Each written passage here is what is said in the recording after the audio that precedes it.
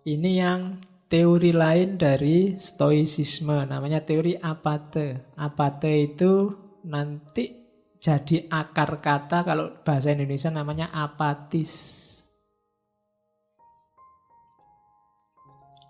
Apatis itu kan kesannya, sudahlah, tidak usah mikir hasilnya, paling ya begitu kan, itu apatis. Cuma arti aslinya begini ya, apatis itu apa? Orang melakukan sesuatu tanpa mikir hasilnya. Yang penting lakukan aja sebaik-baiknya sesuatu itu. Mbu hasilnya apa nanti? Itu apa tuh? Gambarannya kayak orang mana? Orang mana yang ndak mikir panahku nanti hasilnya kayak gimana? Mikirnya gimana caraku manah paling baik. Itu apa tuh? Aku ndak tahu besok IP ku bisa 4 apa ndak. Yang penting aku belajar sekuatku. Itu apa tuh? Aku ndak ngerti ngaji filsafat ini, aku paham apa enggak. Yang penting teko sak kuat-kuatku ngantuk tak tahan-tahan. Itu apa tuh? Apatis. Jadi hidup itu rumusnya ini. Kita ndak bisa menguasai hasil, tapi kita menguasai proses. Itu tadi yang saya bilang, kelompok Stoa ini banyak diadopsi nanti gagasannya oleh agama-agama baik Kristen maupun Islam. Kamu kan menyebutnya hari ini bau as'ariyahnya kan ada. Jadi kita menguasai usaha tapi tidak menguasai hasil. Itu namanya kalau di Stoa kiasannya kayak orang mana. Apakah panahnya nanti tepat sasaran atau tidak masalah. Yang penting kita sudah berusaha semaksimal mungkin. Seandainya nggak tepat, kita tidak menyesal. Yang penting kamu sudah belajar sekeras mungkin. Kalau hasilnya nggak maksimal, kamu nggak menyesal. Tapi kalau kamu nggak belajar sekeras mungkin, hasilnya kok nggak maksimal, kamu pasti menyesal. Karena, duh tadi mbok aku serius dikit. Kayak kamu nggarap tesis atau nggarap skripsi itu loh. Waduh ini sudah mepet waktunya. Udahlah, yang penting ono tulisannya. Mungkin besok-besok kamu menyesal. Coba dulu aku nulisnya agak serius dikit. Ada menyesalnya. Maka katanya orang-orang Stoa, hidup itu perhatikan proses. Berikan semuanya. Kalau kamu punya 100%, berikan 100%. Jangan tanggung-tanggung. Kita kan sering apa-apa itu, nanti kan bisa. Segini aja dulu, besok lagi. Selalu begitu. Biasanya hasilnya nanti menyesal. Aduh, coba tak kerjain kemarin, sekarang ada tugas lagi. Double deh. Coba kemarin sudah selesai, sekarang lebih enteng. Salahmu dewe. Ya kan? Aduh, bolak-balik tugas, nambah lagi. Yang kemarin aja belum nih. Padahal yang kemarin waktunya banyak. Karena kemarin kamu tidak ngasih 100%, sekarang kamu dituntut 300%. Hasilnya menyesal, maka kiasannya kayak mana. Tidak usah peduli hasilnya nanti kayak apa. Yang penting sudah memberikan semuanya. Kalau hasilnya belum maksimal, ya sudah, itu jalannya mungkin. Takdirnya mungkin. Nah itu kiasannya pemanah. Teorinya namanya apate. Di Indonesia konotasinya agak negatif, apatis. Apatis itu kalau di Indonesia kan, alah paling-paling begitu hasilnya kan gitu. Ya, tapi maksud awalnya tidak begitu. Maksud awalnya itu, lakukanlah sesuatu yang tadi berada dalam jangkauanmu, dalam kontrolmu, semaksimal mungkin. Hasilnya apa?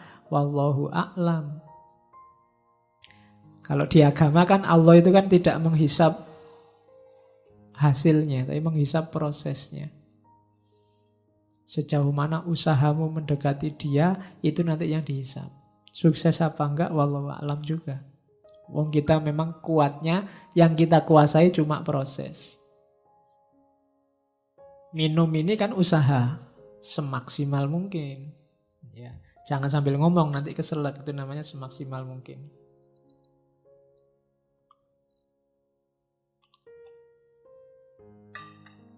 Kalau bisa minum, mungkin minum tak tahan-tahan, nanti saja. Nanti selesai ngaji menyesal.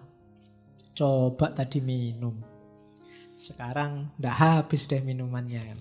Jadi menyesal. Maka apa-apa itu maksimal. Yang minumnya belum habis dihabisin.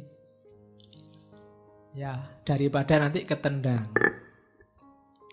Oke, jadi baik buruk, menyesal tidak menyesal itu tergantung berapa persen usaha yang diberikan. Terus ini teori yang lain, kelanjutannya. We are actors playing roles we do not choose. And our duty is to play them as best we can, knowing that our fate is part of which larger order. Jadi kita ini pakai lagunya Ahmad Albar ya. Dunia ini panggung sandiwara.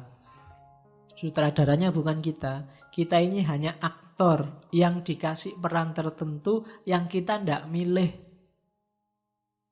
Kamu kan ndak milih tiba-tiba sekarang jadi mahasiswa, tiba-tiba jadi santri ngaji filsafat. Tiba-tiba ini kan kayak rule-rule, peran-peran yang diberikan oleh Tuhan pada kita. Kita tidak pernah milih. Maka tugas kita bukan bantah sutradara. Kalau sudah di casting jadi antagonis, ya antagonis saja. Jadilah antagonis sebaik-baiknya. Ya, lo itu maunya begitu memang ya. Antagonis terbaik itu ya maksudnya ya play them as best we can. Apa ya kamu di casting jadi antagonis kan begitu. Kenapa? Karena kita ini bagian kecil dari mesin besar. Kalau kita nggak main sebaik-baiknya, mesin besar ini akan kacau. Jadi santri, jadilah santri yang baik. Jadi guru, jadilah guru sebaik-baiknya. Jadi adik, jadilah adik sebaik-baiknya. Jadi kakak, jadilah kakak sebaik-baiknya. Maka mesin hidupmu akan bagus, normal, produktif. Jangan setengah-setengah. Jadi mahasiswa setengah-setengah. Jadi guru setengah-setengah. Jadi kakak juga setengah-setengah. Ya hasilnya tidak bagus. Mesinmu tidak akan muter dengan bagus. Kita itu bagian. Kalau kamu jadi kakak yang bagus, adikmu jadi adik yang bagus, ibumu ibu yang bagus, ayahmu ayah yang bagus, keluargamu jadi keluarga bagus, produktif. Pemimpinnya harus bagus, rakyatnya juga harus bagus. Tidak bisa salah satu. Yang penting kan kuncinya pemimpin. Loh, sebagus-bagusnya pemimpin, kalau rakyatnya kacau ya tetap kacau. Karena ini organisme besar. Bahkan organisme besar ini tidak sekedar keluarga, tidak sekedar negara, tapi alam semesta. Jangan dikira chaosnya Suriah itu ya Suriah saja. Imbasnya pasti ke Indonesia. Buktinya banyak Indonesia yang ketut masuk ke sana. Jangan dikira gegerannya apa hari ini. Korea Utara sama Malaysia itu urusan mereka saja. Kalau benar terjadi perang, imbasnya pasti ke sini. Wong kita ini mesin besar kok. Israel sama Iran misalnya perang, terus dua-duanya mengeluarkan nuklir. Yang kiamat bukan cuma Israel sama Iran, ya sak dunya rusak kabeh. Karena kita organisme besar. Kalau kamu maki-maki orang misalnya, itu kan kamu tidak berperan yang bagus. Jangan dikira jeleknya kena kamu saja. Wong kamu itu bagian dari organisme besar. Keluargamu mungkin kena, kuwi anake sapa nek ngomong kaya ngono kuwi. Murite sapa lho, gurunya kena. Candi kuwi, daerahmu kena. Iya kan? Jadi jangan dikira urusannya cuma sama dirimu. Kita ini sekrup kecil dalam organisme besar. Maka jalankan peranmu sebaik-baiknya. Nggak usah bahas casting. Aduh, castingku kok ndak enak ini jadi adik. Penginku jadi kakak.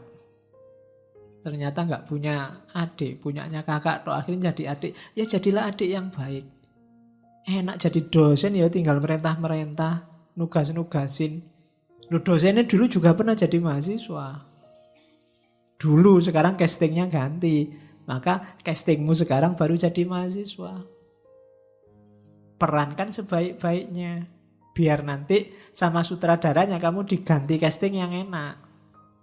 Kalau jadi mahasiswa nggak becus, yo casting selanjutnya kan yo logos tadi loh, ada logikanya, ada hukumnya. Jadi we are actors playing roles we do not choose, and our duty is to play them as best we can, knowing that our fate is part of much larger order. Jadi kita ini skru kecil dalam mesin besar. Mesin besar itu murnya satu copot aja ya sudah wassalam. Semuanya ikut kacau. Terus. Oke. Ini rumus terakhirnya. Realistis. Realistis itu apa?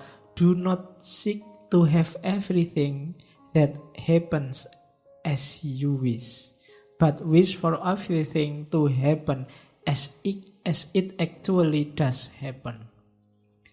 Jangan berusaha agar segalanya terjadi seperti yang engkau inginkan, namun inginkanlah agar segalanya terjadi seperti yang seharusnya terjadi.